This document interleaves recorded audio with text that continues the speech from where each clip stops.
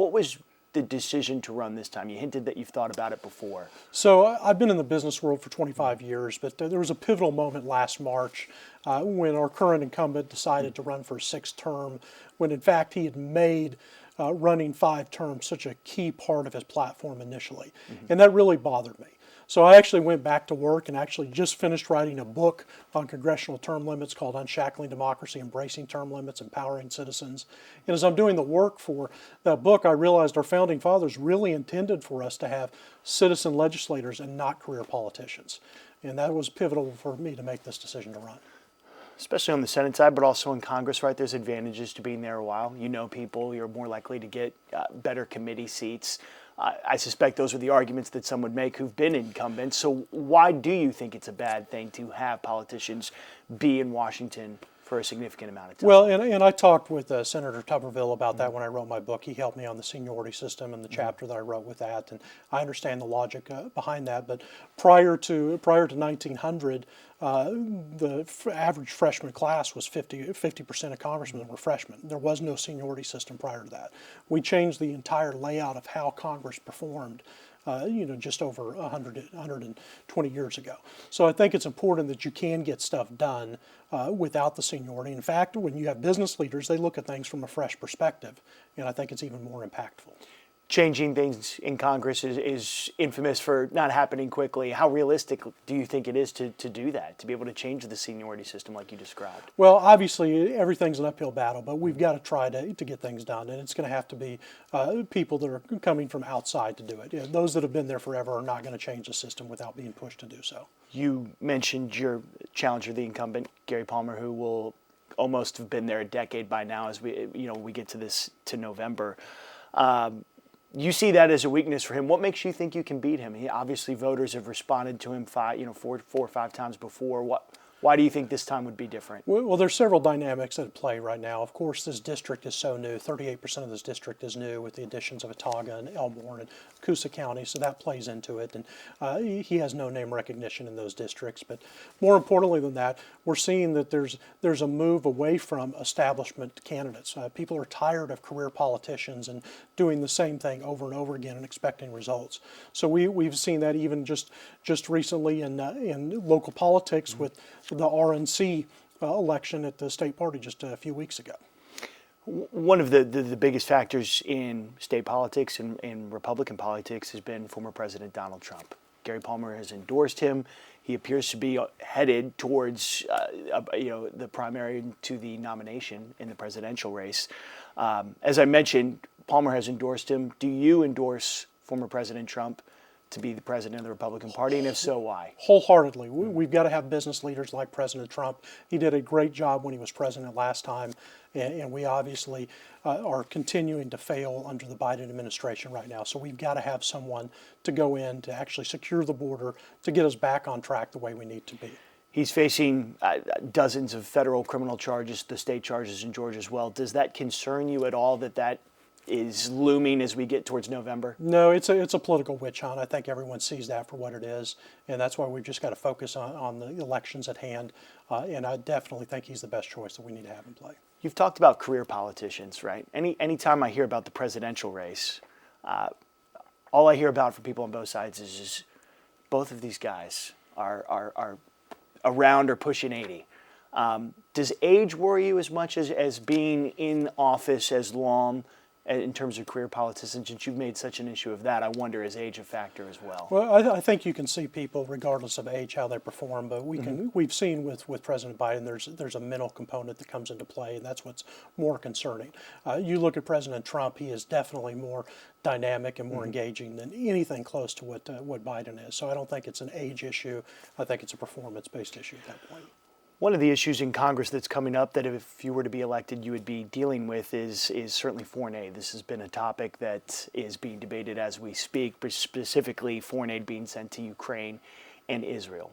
I realize they're two different circumstances, but where do you stand on whether or not the U.S. should be involved in sending aid to those countries? Well, it's one of the critical areas where the incumbent and I disagree on. He has voted time and time again to send more money to the Ukraine, and I think it's clear that we've got to prioritize America first. We've got to put Alabama first. The war in Ukraine is not where we need to be prioritizing. Now, the situation with Israel is a different scenario. Israel is our greatest ally in the Middle East, and obviously that's something that I believe we should support, but those should not be tied together, and under no circumstance should they be tied to our border security issues. I was just about to ask you that. It has been tied to border security, as we've seen in Congress here recently.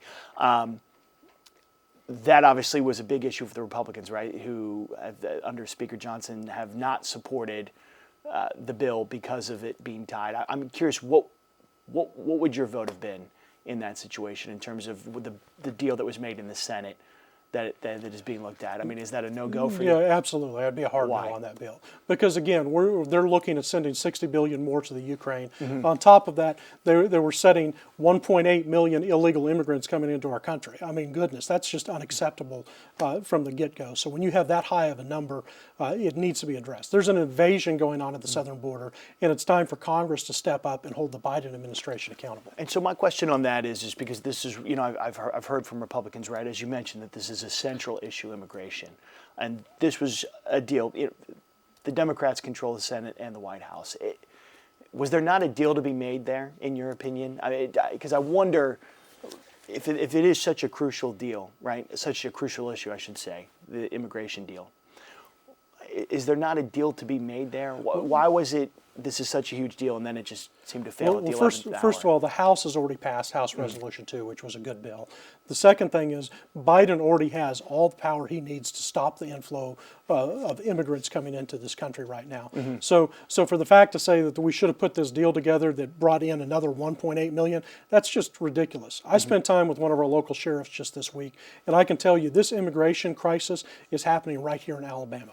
We have issues with cartels coming into our communities right now, and Congress needs to say enough is enough. We just need to say we're not going to fund anything until we address this border issue, and for us to tie Ukraine funding to it is just ridiculous. So what is the solution on the immigration issue, as you see it? Yeah, so I actually have a full 8-point plan that lays that out. We obviously need to finish building the wall. We also need to utilize technology. We need to expand the use of the National Guard like Texas is doing across the entire southern border. But we also need to go ahead and use our military to support these efforts and send them down to eradicate the cartels. But then we need to stop the inflow. We need to make sure we reinstate the stay in Mexico policy. We need to end catch and release, and we need to start holding these people accountable. I mean, at this time, immigration in this country is a great thing. I was just at a naturalization ceremony in Montgomery 2 weeks ago where 17 people went through the process and became U.S. citizens. And they're here to achieve the American dream. And that's great. But we need to make sure that we're prioritizing America first and not this illegal invasion. You mentioned using the U.S. military to deal with cartels. Now, when you say that, do you mean on the U.S. border? Are you talking in Mexico? What exactly do you mean there? Well, I think there's some case for us to go beyond and eradicate the cartels. And I know that seems extreme, but when you look at the fact that they pose a clear and present threat to the sovereignty of our country, we have fentanyl pouring into our country at this point, we need to take drastic action at this point. And obviously that should be done in conjunction with Mexico. I'm in no way condoning violating the sovereignty of another nation, but I definitely think that we can take action in cooperation with them. When you look at the numbers, Congress has a very low approval rating. I think there's a belief in a lot of Americans, right, that our country and politicians can't seem to work together, right, that we have this divided country. It's certainly something we see out there. I wonder, in your mind, you've talked about what you would like to see. Do you think you could work with members of the other party and have legislation? You've touched on immigration work that needs to be done there. Is it realistic to think that any of these things can get done with parties that a lot of people feel like are divided? I guess I should ask you, do you think they are? Well, I think we've got to come together as a Republican Party first and foremost. We've got to work together better as a party. I think we can do that. But it's a matter of having people that understand how to negotiate a deal. And that's something that I've done in the business community for the last 25 years. In fact, I've been able to put deals together that no one ever thought could get done on the automotive buy-sell side. And I think those type of criteria will allow us to come together and actually get stuff done in Congress. That's why we need business leaders and not career politicians that are doing the same thing over and over and expecting different results. You mentioned one of the things you criticized Congressman Palmer on was that pledge of 5 years. If you were to be elected, how long would you plan to serve? So I've made it very clear. I put this in my book. I put it on this show. I've told my wife, even more importantly, that I would serve a maximum of 3 terms in Congress or 6 years. And she's made it clear that she would hold me accountable to that. So I tell everyone I've got wife-imposed term limits. I'll be pushing for a constitutional amendment for it, but having a wife of 25 years hold us to that will be a very strong balance. I was going to ask you, do you think there should be term limits in Congress? No question about it. In fact, I've signed the pledge to support an amendment for 3 terms in the House and 2 terms in the Senate. I think that was a fundamental thing we can do to reform Congress. I've laid out several other things that we need to do to make Congress great again, but it starts with term limits. To that end, when you, excuse me, you've talked about getting to meet people in this district, in the new part of the district as well. What do they tell you they want or feel like they're not getting when you talk to them? Well, they want to be able to talk to the representative, and I think that's one commitment I've made very clear, that I'm going to be in the district. Anytime I'm not in D.C., I'll be in the district. I'll be in all 8 counties. I'll make sure we have district offices in place. But they also want this issue at the southern border fixed. It's the number one thing that we're hearing from, whether we're talking about Prattville to Warrior to Hoover to all over the district. They want the southern border issue fixed, and they expect Congress to hold the Biden administration accountable, and they expect action to happen, because right now there's no action taking place in Congress. If and obviously I know you support President Donald Trump to be reelected, to move back into the White House.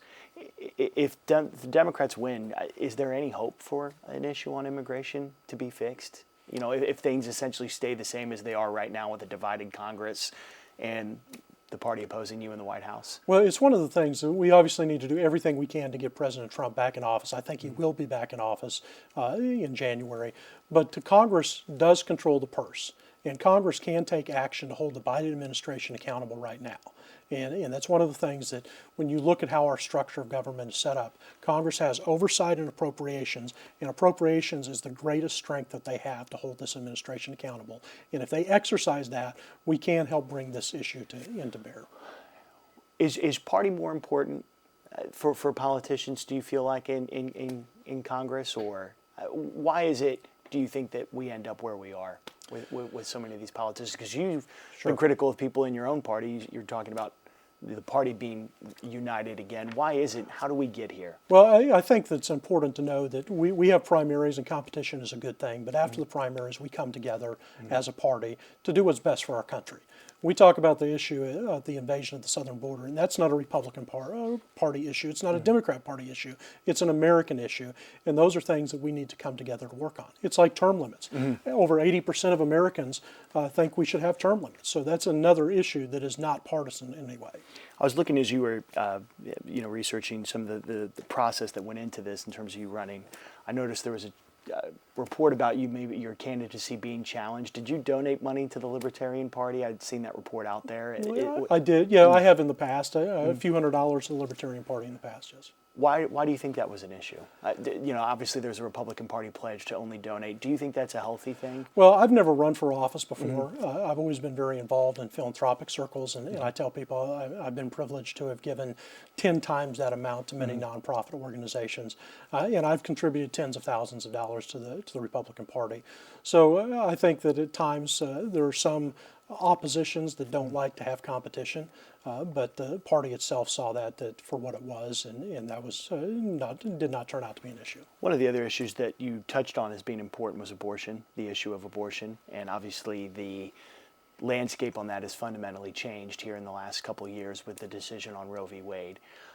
Where do you see that issue now? Is there new ground that needs to be covered, or where would your policies be on that issue?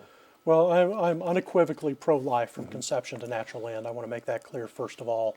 But I can tell you that there's still a lot of issues that are taking place. I've spent a lot of time with pregnancy centers over the last several months as we're working on the campaign trail, and I know that there's some issues that need to be addressed on a legislative standpoint. We have people that are shipping drugs in from Mexico and other states for chemical abortions here in Alabama, which needs to stop. We need to do everything we can to protect all life. One of the things we've seen that has become one of the issues, right, is in states in which abortions have been essentially outlawed or restricted to a point. that you've seen either doctors kind of help patients who want to seek an abortion go elsewhere, and there's been an issue of whether or not those people should be subject to prosecution. It's an issue our Attorney General has been made his points known on. I'm curious what you think on something like that. I mean, if people want to have this, right, it's not legal here in Alabama under a wide array of parameters. Should they face subject to state law if they try to go do it elsewhere? Well, I think that we need to distinguish between two things, and that's first of all a doctor who's violating the law and a woman who's dealing with these severe issues, and there's a lot of emotion that goes into that, and I think it's a very complex issue that should be handled at the state level, and that's one of the things that we saw with the answer with Roe v. Wade, is it did put it back on the state level. Okay, I appreciate it. Anything else that you want candidates, or excuse me, voters to know that we didn't cover? Anything that you think that they should know about you? Well, I just think it's, like I said, it's important for us to have choices in the ballot box, excuse me. And we're at a point this year, this election cycle is critical for us. And when you think about it, we do have a choice between a career politician or an outsider with fresh perspectives. And if you think that Congress has done a good job the last 10 years, then they should vote for my opponent. I don't think Congress has done a very good job the last 10 years.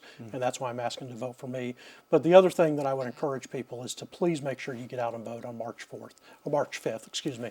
March 5th, it's critical. We don't have enough turnout in elections, and we need to have more people participate in the process.